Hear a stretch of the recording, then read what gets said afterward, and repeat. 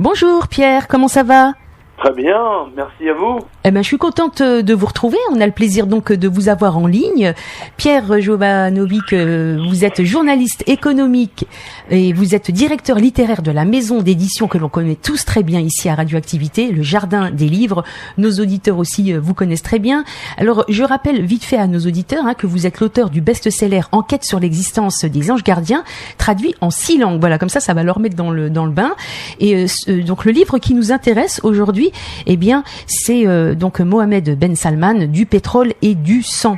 Voilà, donc Pierre, j'ai lu le livre avec beaucoup d'attention et je peux dire que au fur et à mesure que je lisais le livre et que je tournais les pages, eh bien, ça pique, ça fait dresser les cheveux sur la tête et voilà, c'est une histoire qui est vraiment incroyable et on peut remercier Bradley Hope et Justin Check qui nous ont éclairés et qui nous livrent donc un portrait saisissant de cet homme, MBS. Ce sont donc 2 grands reporters expérimentés à Wall Street Journal qui ont réussi à réunir toutes ces informations et puis de nous expliquer le b.a.-ba de cette histoire du pétrole et du sang. C'est un livre important. Voilà, donc si vous en parlez, si vous avez choisi ce livre, c'est qu'il est important car il révèle les coups bas de la finance mondiale liés au pétrole, qui est Pierre, Mohamed Ben Salman, celui qui séduit les Occidentaux. Est-ce un visionnaire, est-ce un réformiste ou est-ce un opportuniste brutal ? Ça serait plutôt un opportuniste brutal psychopathe. On va dire ça comme ça. Oui. Mohamed Ben Salman, si vous voulez, a été aidé dans son ascension. Je rappelle, si vous voulez, que le Mohamed Ben Salman, aujourd'hui, est le prince qui dirige l'Arabie Saoudite. Oui. Et que l'Arabie Saoudite, pour la très grande majorité du public, est un mystère total. Son mode de fonctionnement interne. Par exemple, nous, Français, on sait très bien comment fonctionne la Belgique, éventuellement l'Allemagne. Les États-Unis, n'en parlons pas, l'Espagne. Enfin, vous voyez, donc on est quand même dans des territoires, on va dire, politiques parfaitement connus. Voilà. Oui. Donc, si on va en Belgique ou si on s'installe en Norvège ou en Italie, on ne sera pas trop perdu sur la manière de fonctionnement du pays. Tout à fait. Des fonctionnaires, de tout, etc. C'est vrai. Alors que là, l'Arabie Saoudite, attention, là, on est carrément ailleurs, quoi. On est dans un royaume médiéval. On fait un saut dans le temps. On recule à peu près de, je sais pas moi, 1200 ans. Oui, c'est moyenâgeux, hein. Ouais, c'est complètement moyenâgeux. On retourne au Moyen-Âge, tout en étant au XXIe siècle. Et c'est ça le paradoxe absolument stupéfiant de ce livre. D'ailleurs, je pense que même les auteurs, en fait, ils se sont pas rendus compte de ce que nous, lecteurs, en fait, on perçoit, parce que eux, comme ils ont été en poste longtemps au Moyen-Orient et en particulier en Arabie Saoudite, si vous voulez, ils se sont, on va dire, noyés dans les traditions du pays, alors que oui. Nous, on découvre ça d'un seul coup, et il faut dire que, vous savez, c'est brutal, comme. C'est clair. C'est brutal. Mais il y a plein de choses. Il y a plein de choses qui sont brutales et choquantes tout au long du livre, hein.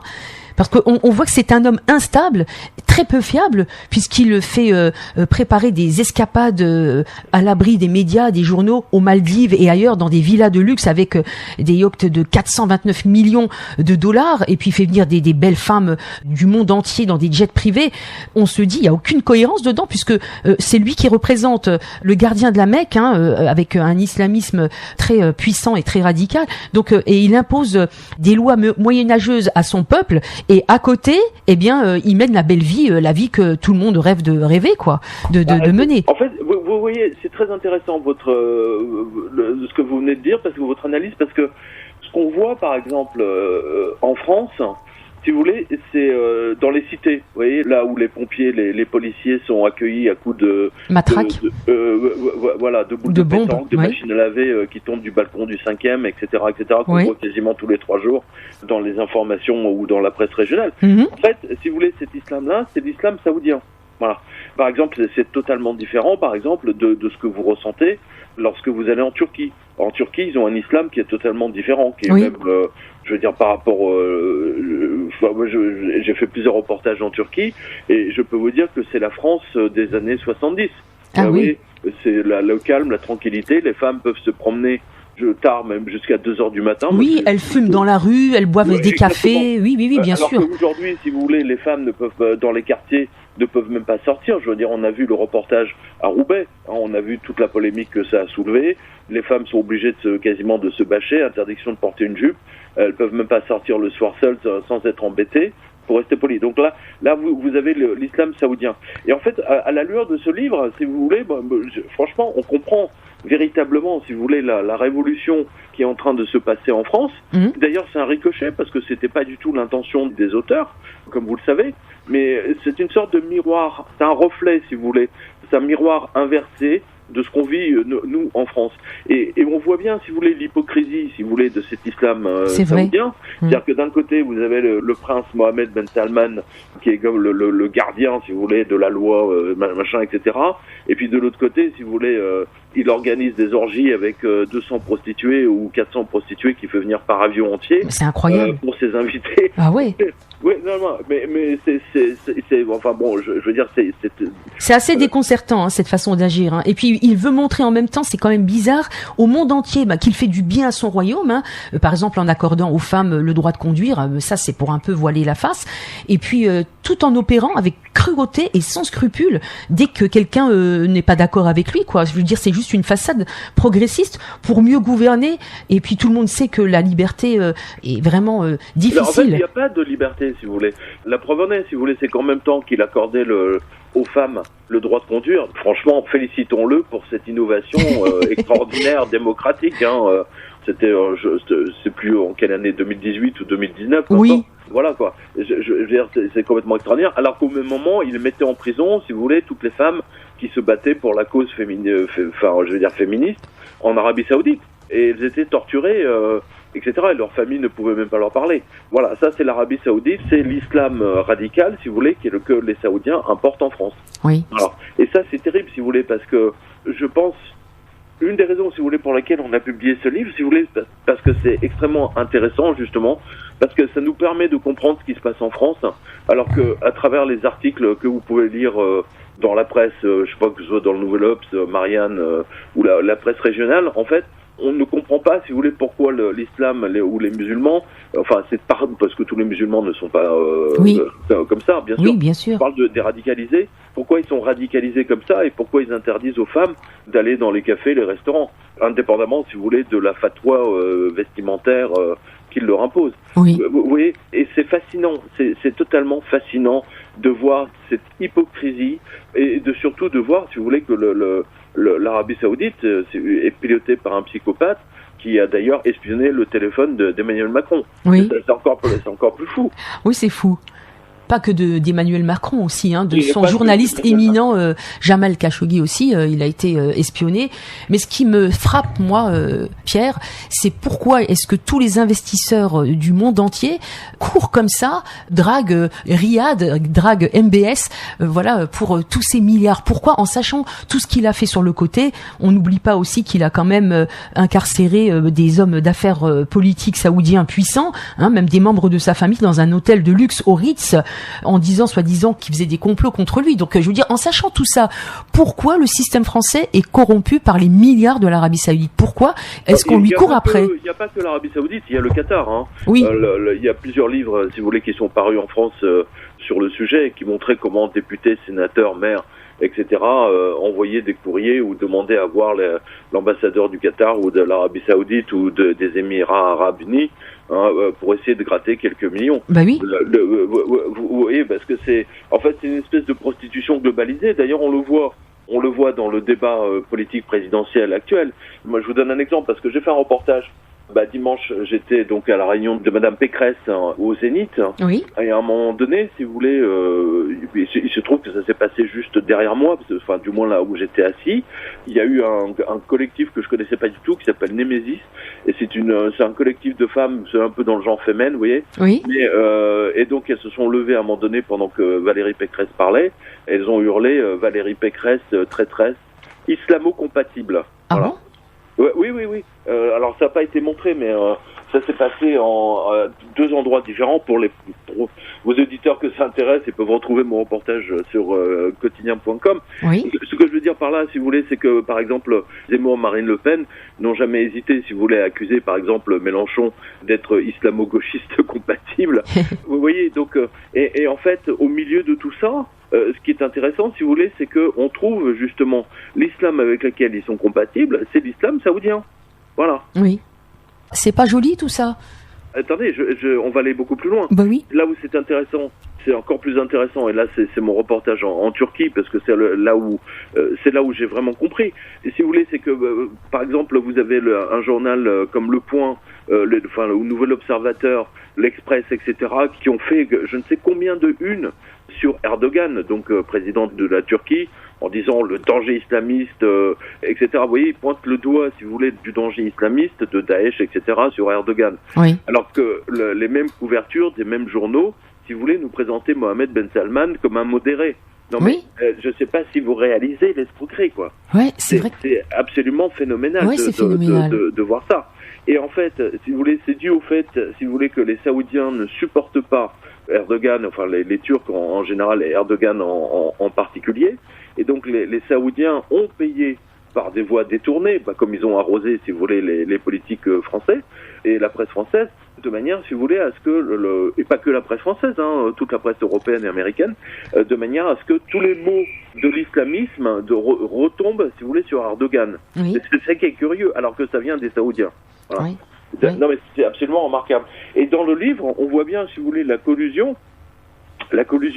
des Américains qui travaillent, qui manipulent d'ailleurs toute cette caste de 20 000 ou 25 000 princes saoudiens feignants. Oui. Parce que c'est vraiment les rois feignants, quoi. C'est incroyable. Ah oui, ça c'est sûr. Non, mais c'est vraiment les rois feignants. D'ailleurs, vous voyez dans le livre qui a été écrit en 2019-2020, vous voyez qu'à un moment donné, si vous voulez, le prince Mohamed Ben Salman, face à l'incompétence, si vous voulez, de tous ces sujets, on va dire ça comme ça, oui. Parce que comme ils sont tous feignants, comme ils ont tous de l'argent gratuit, ils travaillent, ils n'ont pas besoin de travailler pour vivre. Donc, en fait, ils ne font pas d'études, et donc du coup, l'Arabie Saoudite, si vous voulez, a un problème. Ils ont des pénuries d'ingénieurs télécoms, d'ingénieurs du BTP, de santé. Enfin bon, ils n'ont pas. Et donc, ils font venir, si vous voulez. D'ailleurs. Et donc, on voit dans le livre, c'est à un moment donné, donc le Mohamed Ben Salman se rend compte qu'il peut rien faire avec les Saoudiens. Et donc, qu'est-ce qu'il fait ? Il fait la même chose que Macron. Il fait venir McKinsey, le cabinet de conseil, et on a découvert, si vous voulez, il y a la semaine dernière, par exemple, lors des auditions au Sénat, si vous voulez, que la France a payé plus au cabinet de conseil McKinsey, Bain et compagnie que de dons qu'elle a fait pour faire développer des vaccins. Voilà la triste réalité. Oui, dis donc, c'est vrai que c'est choquant, hein. C'est totalement choquant, et je vous dis, c'est un livre, si vous voulez, c'est un livre miroir qui nous montre en fait un royaume médiéval. À nouveau, ça j'insiste vraiment là-dessus. Quelque chose de totalement médiéval, transporté au XXIe siècle. Bah oui. Et ça nous montre, si vous voulez, comment ce système médiéval veut s'imposer en France, progressivement, systématiquement. Et c'est pour ça que justement... 30 ans que ça dure. Oui, et c'est pour ça qu'on dit que c'est un portrait impitoyable de ce prince qui se prend pour un Louis XV, c'est ça. C'est tout à fait médiéval. C'est Louis XIV, il est fasciné par Louis XIV. Louis XIV, oui. D'ailleurs, il a racheté un des châteaux de Louis XIV dans les Yvelines. Ah bah oui, à combien ? Encore, je sais pas combien, 729 milliards de dollars ou un truc comme ça. Je veux dire, oui, ça... Il faut que vous compreniez, si vous voulez, que la puissance, si vous voulez, des Saoudiens vient, si vous voulez, du fait que ce sont les Américains qui les pilotent depuis très longtemps. Il y a eu un accord qui a été fait donc dans les années 30. Les Américains ont dit, on vous protège, on vous donne des armes, machin, etc., mais vous nous vendez votre pétrole. Je résume. Oui. Et aujourd'hui, si vous voulez, et ça correspondait, si vous voulez, là où ça s'est aggravé, c'est en 1971, lorsque les Américains ont fait un défaut de paiement en lingots d'or à tous les autres pays, et donc ils ont fait une entourloupe, une escroquerie absolument monumentale, où ils ont déclaré une fausse guerre. Donc rappelez-vous, c'était la guerre qui a contre Israël avec tous les pays arabes, oui. Une guerre qu'ils ont perdue d'ailleurs. Oui. Et les pays arabes ont dit, bon, maintenant, puisque c'est comme ça, le pétrole va coûter 6 fois plus cher. Mais en fait, c'est une manipulation américaine, puisque aucun pays au monde ne pouvait acheter du pétrole, oui. ou des avions, par exemple, des Boeing, ou même aujourd'hui des Airbus, s'ils ne payaient pas en dollars. Ce qui est obligé, si vous voulez, chaque pays à avoir d'abord des dollars avant de pouvoir acheter du pétrole. Voilà. Et c'est comme ça, si vous voulez, ils ont remplacé les lingots d'or des accords de Bretton Woods par les pétrodollars. Ah, d'accord. Voilà. Ah, il faut suivre. Vous comprenez ? Et c'est pour ça, par exemple, le PDG d'Airbus, c'était à la une du Figaro, du Monde, etc., qui s'est plaint, je crois, il y a 5, 6 ans ou 10 ans, dans toute la presse française, du fait, si vous voulez, que lui, si vous voulez, il était obligé, si vous voulez, d'acheter des pièces toujours en dollars, et même, il était obligé de vendre ses avions en dollars. Oui. Et c'était au moment, si vous voulez, où l'euro était beaucoup plus fort que le dollar. Voilà. Et donc, ça leur posait un grave problème, si vous voulez, de trésorerie. Voilà. Oui. Mais alors tout ce que je ne pensais pas, moi, quand j'ai lu ce livre, j'ai découvert quelque chose, c'est que l'Arabie Saoudite est très proche d'Israël, hein. Il entretient de bonnes relations par l'entremise de Washington. C'est un peu l'hôpital qui se fout de la charité, quoi.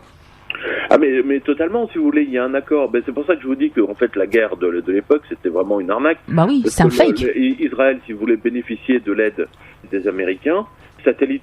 C'est-à-dire que les satellites, bon, à l'époque, c'était quand même assez nouveau, hein, comme technologie, c'était même révolutionnaire. Et donc, les satellites américains donnaient l'emplacement de tous les chars égyptiens, etc.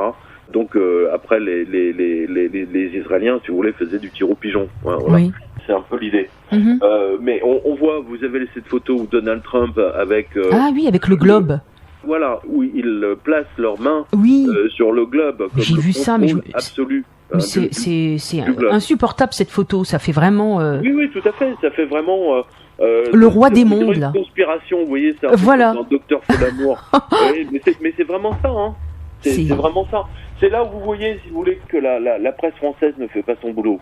Vous me direz, aujourd'hui, même la presse américaine a de plus en plus de mal, vu comment ça se passe, si vous voulez, puisque les Américains contrôlent les Saoudiens, et que les Américains, si vous voulez, sont la main dans la main avec Israël. Oui. Donc du coup, vous avez ce triumvirat qui contrôle le monde. Ils s'en cachent même pas. Ben non. Il y a que la presse française qui n'explique pas ça aux Français. Et grâce à ce livre, bien, écoutez, je peux vous dire que là, on comprend beaucoup de choses. Ah bah ça c'est clair. De manière extrêmement simple. Mais j'étais loin. C'est très simple à comprendre, mais j'étais loin d'imaginer à ce point toute cette hypocrisie et toutes ces orgies de la part des uns et des autres, quoi. Je veux dire, l'or noir saoudien vraiment a fait tourner la tête de tous les investisseurs, hein. Je veux dire, déjà lui, le prince saoudien Mohammed Ben Salman, il a boycotté l'autre prince héritier sans état d'âme, et puis il a pas hésité à zigouiller le journaliste Jamal Khashoggi, et puis quand même, eh bien les investisseurs du monde entier se ruent quand même pour l'emprunt d'Aramco. Alors là, je me dis où on va, quoi. On marche sur la tête. On sait ce qu'il a fait, on connaît ses crimes, on sait qu'il est prêt à tout, qu'il est fou, qu'il est psychopathe, comme vous venez de le dire, mais c'est pas grave, on lui cavale quand même après pour son pétrole, quoi, pour son or noir, pour dégoter des contrats à des milliards de coûts en banque, quoi. Je veux dire, je trouve ça vraiment... c'est drôle que personne ne réagisse et continue toujours à aller vers lui, quoi. C'est choquant. Si vous voulez, le problème, si vous voulez, pour Mohammed Ben Salman aujourd'hui, il y a quand même un très grave problème dans les mains, dans le sens où il ne peut plus apparaître nulle part en public. Voilà. Oui. Du moins dans aucun pays étranger. Parce que immédiatement, si vous voulez, il y aurait des manifestations, si vous voulez, suite au crime, au fait qu'il ait fait assassiner Jamal Khashoggi à l'ambassade d'Istanbul, enfin au consulat d'Istanbul. Oui. Donc il ne peut plus apparaître en public, si vous voulez. C'est maintenant, c'est de nature, c'est de notoriété publique, si vous voulez, qu'il est l'assassin, enfin du moins il est le commanditaire de la chose. Oui. Et donc c'est le sang, si vous voulez, de Khashoggi qui lui est retombé dessus. Et je ne serais pas surpris, je vous cache pas, hein, je ne serais pas surpris si on apprenait, par exemple, je sais pas, un jour ou l'autre, si vous voulez, que le Mohammed Ben Salman ait été assassiné dans la cour même, à Riyad. Vous voyez ? Oui. Ah bah oui, tout est possible, hein. Oui, tout est possible là, parce que vous savez, il y a 20 000 princes là qui en rivalité d'avoir le pouvoir. Donc, exactement. Vu, si vous voulez, qu'il ne peut plus se déplacer vraiment à l'étranger, à un moment donné, si vous voulez, ça va poser des problèmes au plus haut niveau de l'État, et donc il y aura sans aucun doute un règlement de compte. Ah, ça c'est clair. Alors, est-ce que vous pensez, Pierre, que MBS va réussir à concrétiser son projet d'envergure Vision 2030 avec ce qui lui colle à la peau, justement, ses crimes, etc. Est-ce que c'est possible, ça? Pour l'instant, non, justement, parce que ce fameux projet là de ville nouvelle dans le désert, mais au bord de l'eau, si vous voulez, de hyper high-tech, etc. Oui. En fait, c'est tombé à l'eau. Voilà. C'est tombé à l'eau. C'est pour ça qu'il a fait venir tous les pontes de Wall Street et de la Silicon Valley, pour leur demander des milliards à investir là-dedans. Mais après l'assassinat, si vous voulez, de Khashoggi, Oui. les gens se sont quand même relativement détournés de cette affaire. Ça a été le prétexte qu'ils attendaient, si vous voulez, pour ne pas le faire. Voilà. Lui, tout ce qu'il voulait, c'est que son truc là, Aramco là, soit le plus coté en bourse, que ça décolle à je sais pas combien de dollars. C'est ça qui importait. Ça, il a réussi. En revanche, sa grande ville nouvelle, là, on peut pas dire qu'il ait réussi. C'est plus un échec. Ah bah dis donc. En tout cas, j'espère que les auditeurs vont apprécier toutes ces explications et puis que ça va leur donner envie justement de lire cette biographie totalement fascinante de la session au pouvoir de Mohammed Ben Salman. Hein. Je veux dire, il a à peine la trentaine, ce prince, et il est à la tête de la plus grande puissance sunnite du monde arabe, aussi avec tous les pouvoirs militaires et économiques immenses qu'il détient. Plus les réserves pétrolières. Je vous donne un autre exemple, si vous voulez, de l'incompétence absolue des Saoudiens. Ce qui est quand même assez étonnant, si vous voulez, c'est que, comme vous le savez, et on le voit dans le livre, les Saoudiens passent leur temps à acheter des armes, oui. À gauche, à droite, des chars, des machins, des avions, des missiles, des radars et que sais-je encore.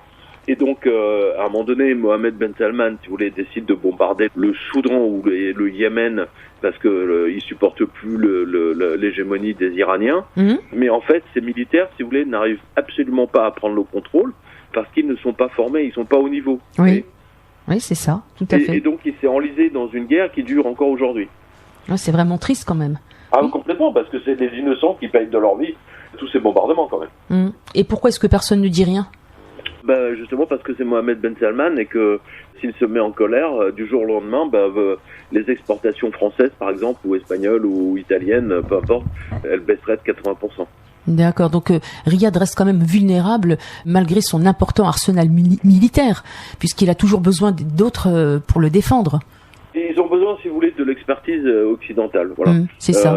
Ils ont pas les compétences sur place, dû au fait, si vous voulez, que c'est un pays ultra riche et que les gens, si vous voulez, ne font pas vraiment beaucoup d'efforts pour s'éduquer. Et oui. C'est quand même assez sidérant à observer. Oui, bien sûr. On n'oublie pas aussi qu'ils avaient eu des attaques de drones et de missiles contre eux. Oui, tout à fait. C'était des répliques. Bon, c'est des petites répliques par rapport au bombardement que lui a fait au Yémen et au Soudan. C'est vrai. Eh bien, alors, on va vous remercier, Pierre, infiniment pour toutes ces informations.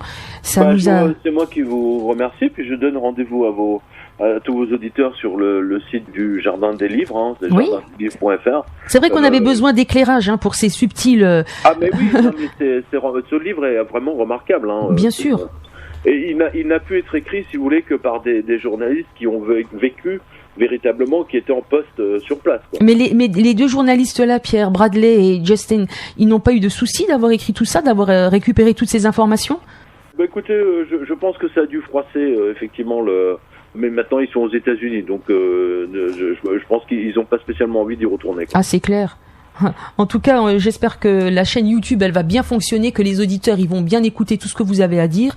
Et puis, ça sera l'occasion aussi d'acheter le livre et puis de mieux comprendre encore le déroulement de ce pays, comme vous dites, un peu sournois, où on ne connaît pas vraiment les déroulements des grandes lignes de conduite du pays. Et c'était important de faire ce genre de livre. C'est très très important pour qu'on puisse comprendre ce qui se passe non seulement ici, comme vous dites, avec l'islam saoudien, et qu'on fasse aussi la comparaison et pas d'amalgame avec tout ce qu'on entend et ce qu'on voit à la télé. C'est clair que là en France, on est totalement désinformé par rapport à ce qui se passe, quoi. Oui. Mais c'est très net, c'est vraiment très clair. Très clair. Merci infiniment, Pierre, et puis je vous dis à bientôt. Merci à vous, Bulle, merci, c'est très très gentil. Je vous en prie.